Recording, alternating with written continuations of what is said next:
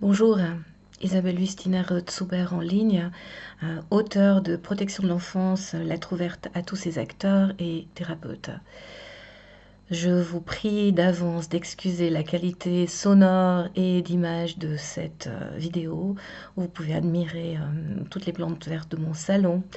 Comme résolution pour l'an prochain, je prends la résolution dès le premier de ne m'enregistrer plus qu'avec mon matériel sophistiqué que j'ai acheté l'an passé parce que lorsqu'on veut économiser du temps comme j'ai voulu le faire aujourd'hui, en fait, on en perd. Mais voilà, après cette petite introduction sous forme un peu de plaisanterie, je voudrais vous reparler de ce qu'est l'aliénation parentale parce que je pense que ça n'est toujours pas clair pour nos autorités, même pour certains psychothérapeutes, pour les personnes en charge de ces situations qui inclut l'aliénation parentale. J'aimerais faire une comparaison dont je trouve personnellement qu'elle est assez bonne. C'est une comparaison avec les sectes. Euh, Qu'est-ce qu'une secte? Une secte, c'est un mouvement auquel on adhère et dans lequel on n'a plus la liberté de penser. On n'a plus la liberté de croire ce qu'on croit soi-même, de percevoir même ou d'analyser ce qu'on perçoit d'un point de vue individuel. On doit se conformer à ce qui nous est enseigné, ce qui est prôné, ce qui est la vie de tout le monde et ce qui est la vie principale d'un gourou. Et puis dans une secte aussi, le propre d'une secte, c'est de devoir donner une partie de son revenu, une assez grande partie de son revenu, soit sous forme d'argent, soit sous forme de travail, à la personne qui dirige la secte, donc le gourou. En parlant de ça, on pourrait se demander alors si on ne pourrait pas qualifier toutes les religions de sectes. Si on prend comme exemple la religion catholique, qui avait dans le passé en tout cas beaucoup plus d'influence sur les gens en Suisse qu'elle ne l'a maintenant, bien la différence c'est quand même que, à ma connaissance, on n'était pas censé fournir une partie de son revenu pour entretenir le pape et que on avait aussi le droit de se comporter plus ou moins, en tout cas dans l'intimité de son foyer, comme on voulait et pas forcément comme l'Église le prônait.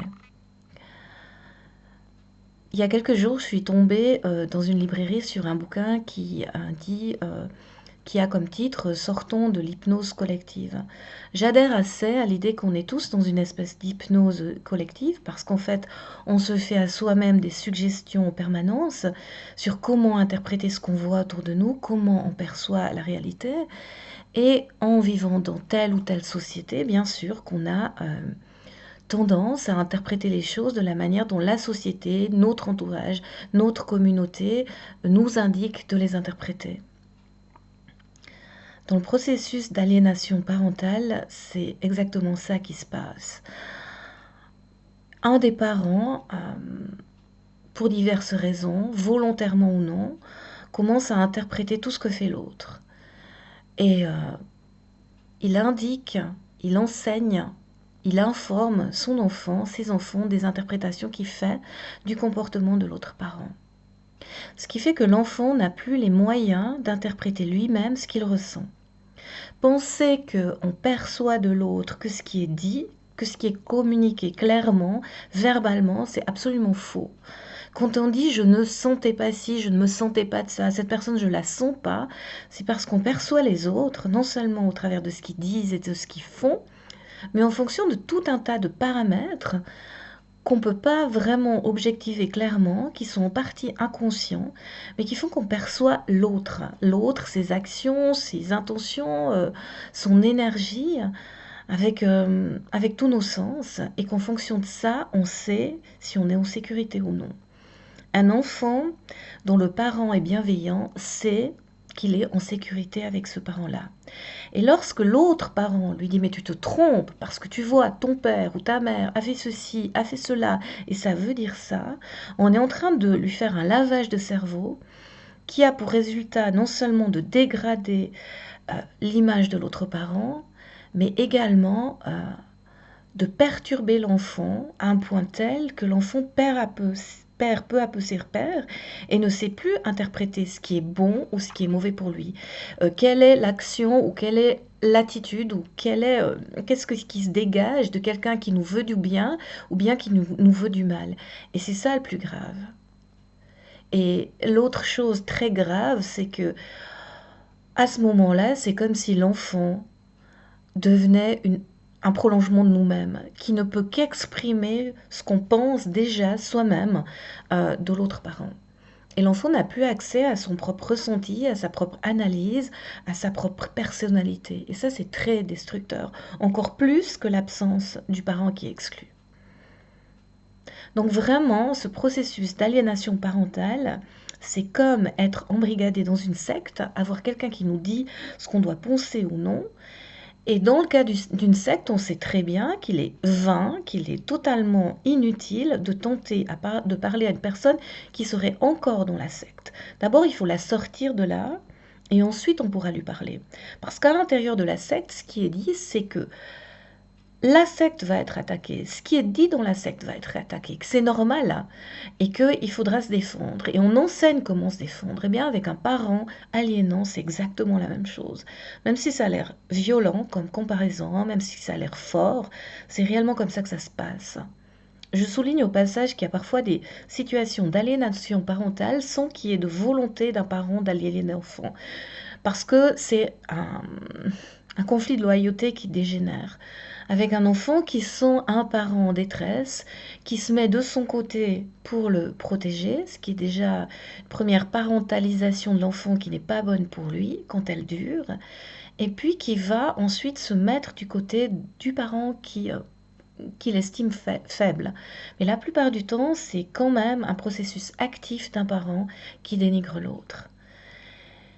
Et en laissant, tant qu'on laisse l'enfant en présence du parent aliénant, il ne va rien se passer parce que l'enfant vit au quotidien avec quelqu'un qui lui répète, qui lui montre, qui lui enseigne combien l'autre parent est mauvais, par extension combien toutes les personnes qui entourent ce parent-là, qui défendent ce parent-là et qui soutiennent ce parent-là sont mauvais.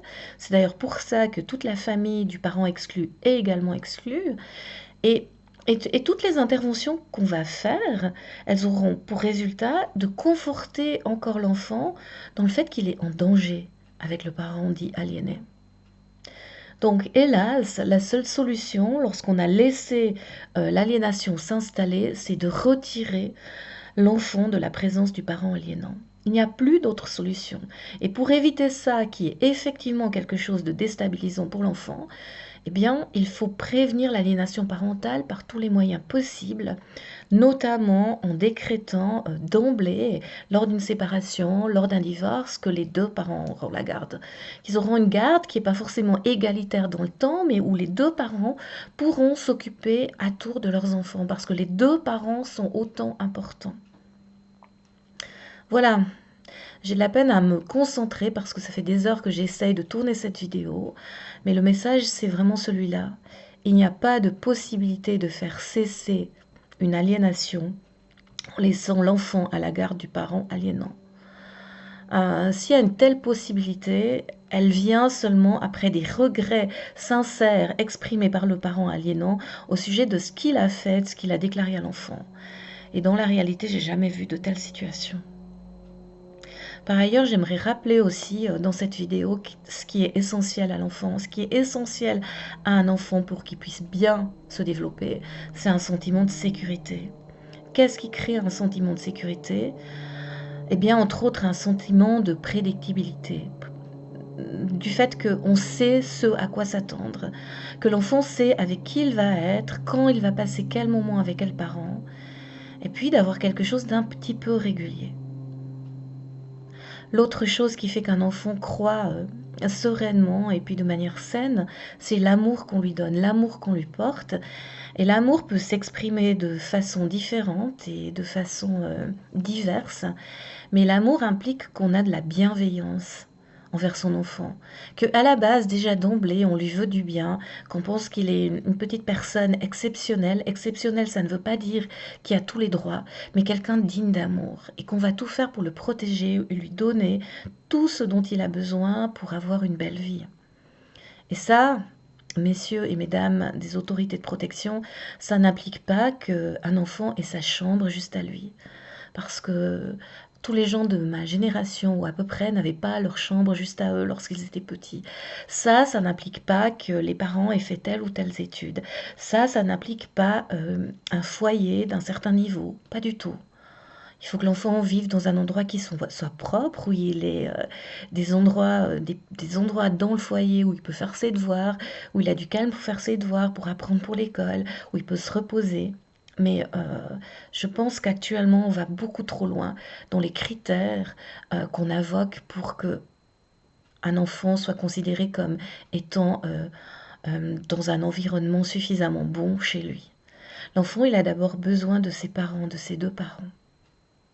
Et c'est avec ce message que je vous souhaite une bonne fin d'année, que je souhaite qu'en 2020, ces situations-là soient mieux traitées, avec une adhésion de tous les participants, les avocats y compris, à cette notion que l'enfant a besoin de ses deux parents et qu'à part des cas exceptionnels, eh bien, il faut qu'il ait la possibilité d'avoir ces contacts-là et qu'on tienne tous le même langage. Et que lorsqu'un parent commence à aller vers quelque chose qui s'approche du délire paranoïaque, qui consiste à accuser l'autre parent de tout et de n'importe quoi, il faut le stopper. Il faut que tous on le stoppe. Il faut que tous on tienne un discours auprès de l'enfant qui soit un discours bienveillant, un discours sécurisant, un discours qui permette de calmer le jeu. Je vous souhaite une bonne fin d'année et un début d'année 2020 dans la sérénité. À bientôt.